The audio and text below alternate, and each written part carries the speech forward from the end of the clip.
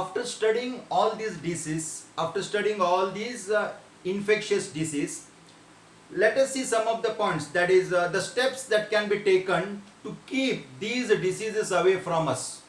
What are the steps that we can take? First one is personal hygiene. Personal hygiene. What all are the aspects covered under personal hygiene? First one, keeping the body clean. Keep our body clean. Okay. Taking bath regularly, at least 2 times in a day. Okay. Keeping the body clean. Okay. Wash hands, okay, or legs whenever we come from the outside or after conducting any work. So that is very important. Consumption of clean drinking water. The drinking water must be very clean and hygiene. What do you mean by this? Then what type of water we should drink? Either we can go for filters, or the water we have to boil it and cool it and then we can use it, so that many of the microbes they'll get died, because there are many waterborne diseases. Then consumption of clean food, vegetable, fruits. Yes, consumption of food, then vegetables, fruits, it should be very clean. We should wash it before consuming it. That plays very important role in preventing many of the communicable diseases. Coming to public hygiene. Public hygiene means when we gather in group, okay, at that time what all are the steps to be taken? Proper disposal of waste and excreta. Okay, it is, okay, in terms of public, okay, the waste, okay, any kind of waste or human excreta, it should be disposed in a proper way. It's very, very important. Cleaning or disinfection of water reservoir. Water reservoir may be lake, okay, or maybe huge tank, or maybe pond, okay. It should be periodically cleaned, okay. It should be clean, it should be disinfected.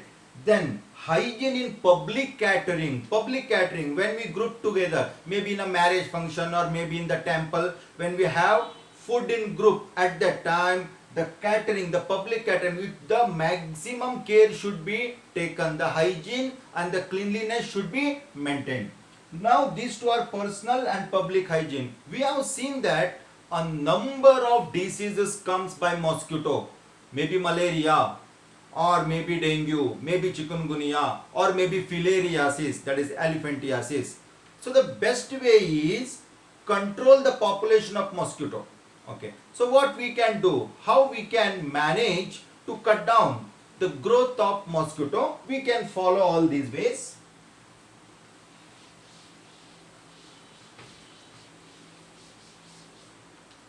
First of all, we know that mosquitoes, they lay their eggs in stagnant water. Stop stagnation of water. That is the one thing. Okay. Stagnation of water.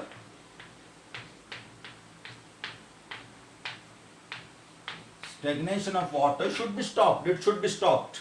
Okay. Maybe around our house. Or sometimes what happens, water gets accumulated in the coolers.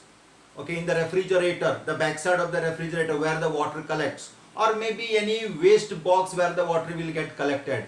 Tire, in the tire the rainwater may get collected, and this much stagnant water is enough for the mosquitoes to lay their eggs. So that is the one thing. Second one, use of net or the mesh. Use of mosquito net or the mesh, okay, especially the window, so that mosquito cannot enter into our house. We can go for that. There is one more method, okay. There is one fish called as Gambusia.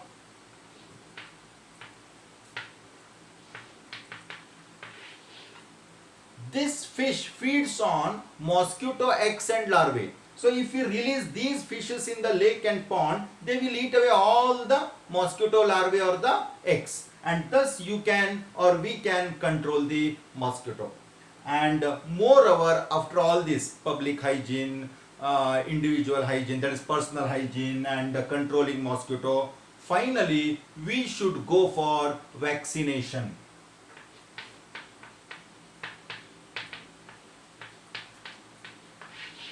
Proper vaccination is must to fight against any kind of diseases. So if we follow all these methods, we can keep ourselves from many of the diseases.